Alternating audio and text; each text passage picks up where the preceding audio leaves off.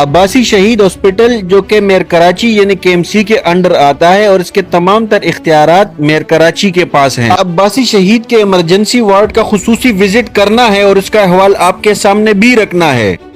جب آپ مریض کو ایمرجنسی گیٹ پر پہنچائیں گے تو وہاں نہ آپ کو ویل چیئر ملے گا اور نہ سٹریچر، جو 2-4 سٹریچر پڑے ہوں گے وہ خون سے لت پت، ٹائر ان کے ٹوٹے ہوئے، اس قابل ہی نہیں ہوں گے کہ آپ اپنے مریض کو اس میں رکھ سکے، تو مجبوراً مریض کو گود میں اٹھا کر اپنے اور ان کی حیا کا جنازہ نکال کر ان کو بیڈ تک پہنچائیں گے۔ پھر ایمرجنسی وارڈ میں بیڈ کی کنڈیشن ایسی کہ دیکھ کر میر کی آنکھیں بھی شرما جائے۔ ڈسٹ بن آپ کو بھرے ہوئے ملیں گے، یہاں کے دروازے آپ کو ٹوٹے پوٹے اور ڈرپ کے پائپ سے باندھے ہوئے ملیں گے کہ کہیں بھاگ نہ جائے، اور یہی کنڈیشن پنکھوں کی ہوگی۔ یہاں مریضوں کے لیے AC لگنا تو دور کی بات، 8 سے 10 بیڈز پر صرف 4 پنکھے لگے ہوئے تھے، جن میں سے 2 خراب بالکل یعنی لگ ہی نہیں رہے تھے، اور جو 2 صحیح تھے ان کو بھی ڈرپ کے پائپ سے باندھ رکھا تھا کہ کہیں بھاگ نہ جائے۔ مریضوں کے ساتھ آئے افراد اپنی مدد آپ کوشش کر رہے تھے کہ پنکھے کسی طرح لگ جائے، لیکن مجال ہے کہ سٹاف میں سے کوئی مدد کرنے کو آیا ہو یا کوئی مثبت جواب دینے کو بھی تیار ہو کہ یہ پنکھے لگ بھی رہے ہیں یا نہیں۔ اور آخری اہم بات، جب یہاں آئے تو اپنے ساتھ